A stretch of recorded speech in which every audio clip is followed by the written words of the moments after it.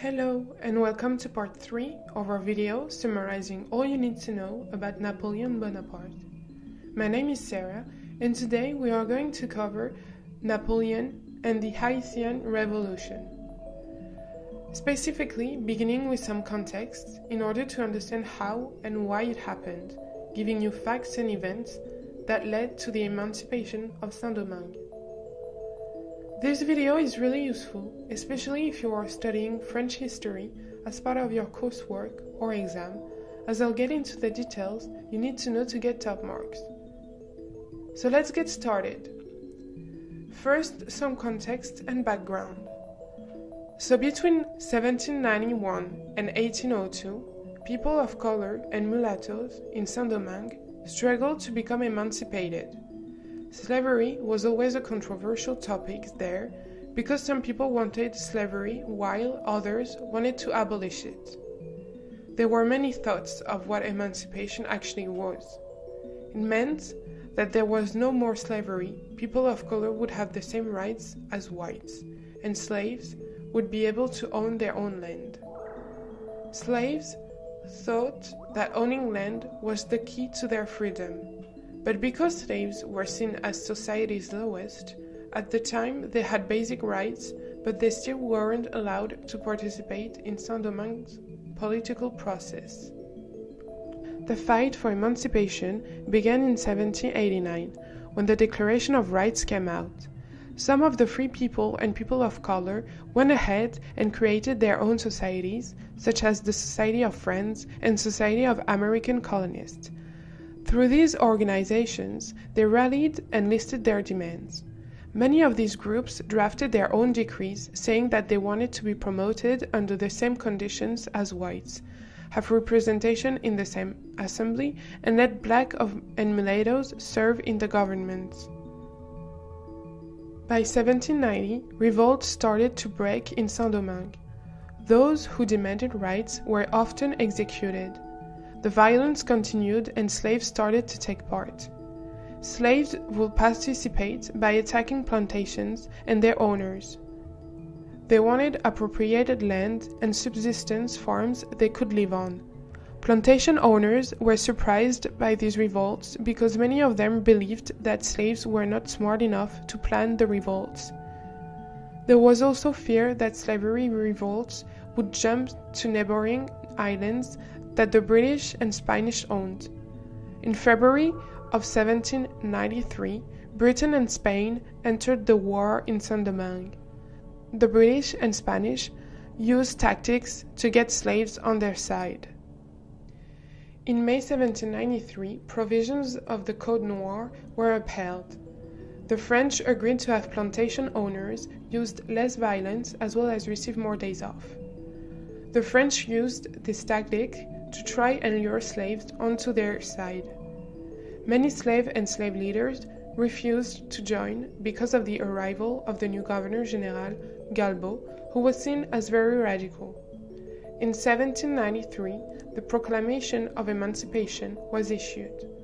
The decree stated that the principle of the Declaration of Rights of Men and Citizens would be applied to Saint-Domingue and slaves would be free.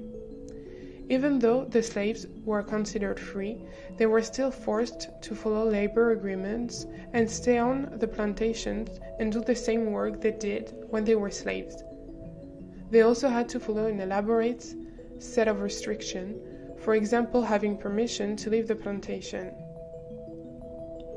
The only thing that truly changed with the 1793 Proclamation of Emancipation was how slaves were physically treated. Plantation owners were no longer allowed to physically whip the slaves. Slaves, however, did not see this as emancipation and continued to revolt.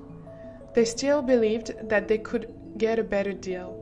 Also, around this time, different areas of Saint-Domingue were experiencing war. In the West, the mulattoes were for equality as well. Mulattoes, in a way, were looking for emancipation, but it was a different type.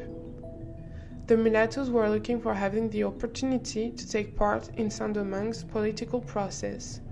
In the north, Jean-François, who was once a slave and became a maroon, was able to negotiate with the French for amnesty for all slaves, improving conditions of slaves and freedom for 50 leaders. In 1794, the Convention officially abolishes slavery in France and the French territories. With the abolishment of slavery, there was concern that the economy would no longer prosper.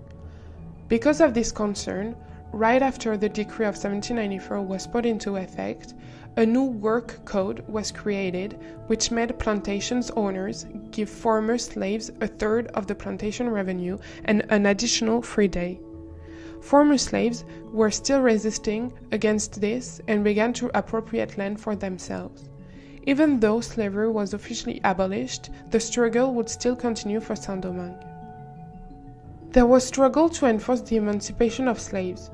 The Constitution of Year 3 ensured that colonies would have the same laws as France and all people would be considered citizens. But there was still fear the slavery would return. Toussaint used the Haitian Revolution to rise up. He would go on and make sure that all people could be considered citizens and the Emancipation Decree would be enforced. He did this by taking out his rivals, such as Saint-Thonax and Lavaux, by forcing them to represent Saint-Domingue in the Council of 500. Emancipation in Saint-Domingue was not a simple or even consistent process. Throughout the tumultuous Haitian Revolution, promises of emancipation were offered from numerous angles. Haitians were considered a valuable ally from all colonial perspectives as the British, French, and Spanish all tried to increase their influence in the Caribbean.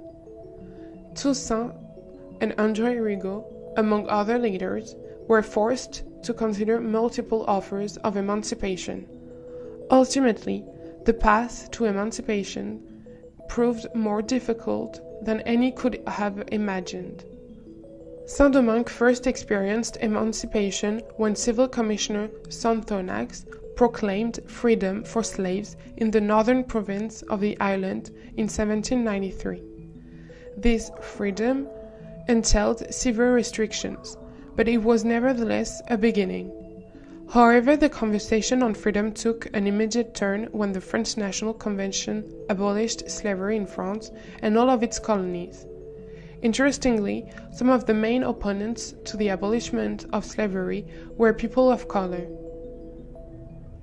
Due to a caste mentality that had been enforced on the colony for decades, the free men of color likely did not appreciate watching blacks become their instant equals.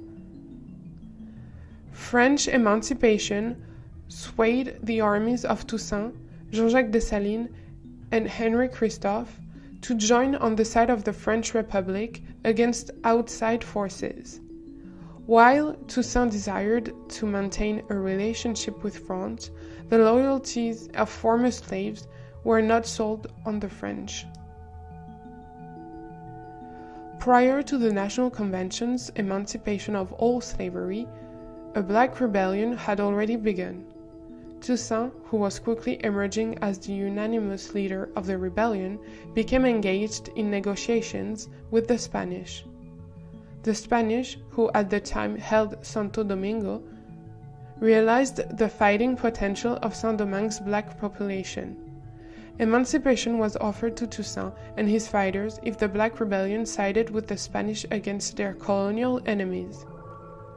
Emancipation became a bargaining chip to the colonial powers, while some leaders wished to side with any power that would hurt the French. Toussaint was only interested in pursuing freedom for his fellow former slaves.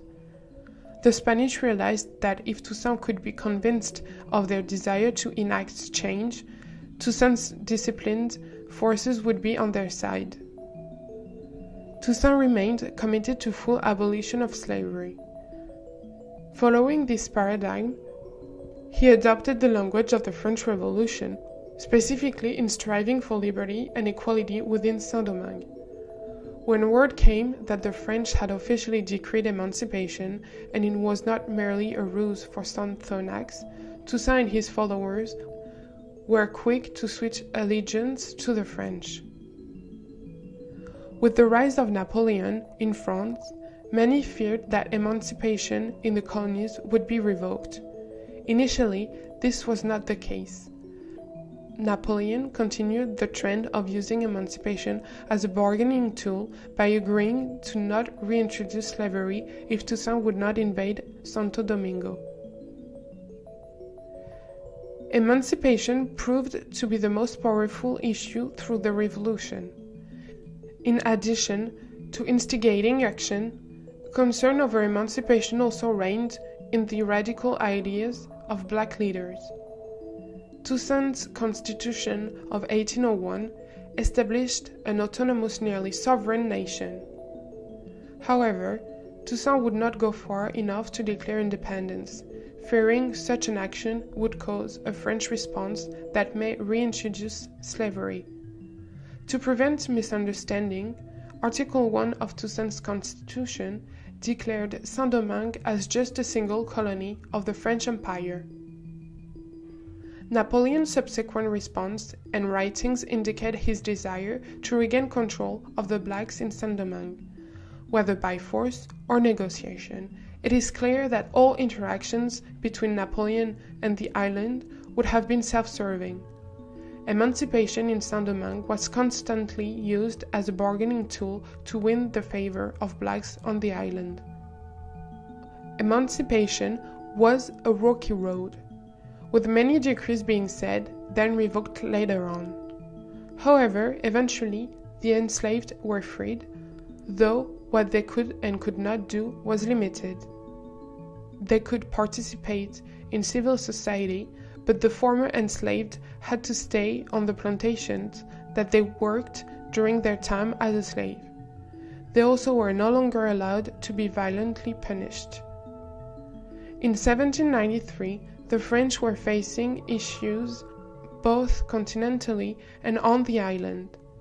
There was a deadlock in the Legislative Assembly, as well as a looming threat of invasion from Britain and Spain. In August, Spain also proceeded with their plans for invasion of the island. There was also an increasing rate of rebellions on the island against the institution of slavery. Strong leaders such as Toussaint were emerging and winning rebellions. The French had to do something to broker some sort of peace and resolution.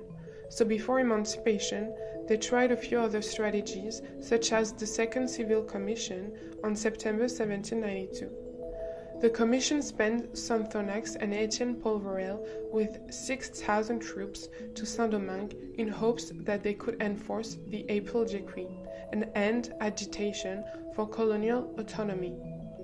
However, he was a known abolitionist, and because of France's preoccupations, he and Polverel were able to overstep their bounds in governing the island. On July 11, 1793, a proclamation stated any enslaved woman that married a freedman was free. However, one of the reasons that Sonthonax may have emancipated the enslaved was to try and broker a sort of peace with them. There had been many uprisings that were getting more extreme over the summer of 1793. During June, the city of La Cap was burned by the rebellion and forced many white colonists to flee to the United States. The increasing violence of the rebellion was not unsuspected, as Robespierre suggested, by the colony continually hindering rights of freed blacks and grouping them more so with the enslaved, it would only cause violence and disruption. In fact, freed black men were often blamed for the slave revolts, further driving them away from the side of the white colonists and towards the sympathy of the enslaved. This could be seen a few years prior in August 1791 attack on plantations in the northern part of Saint-Domingue.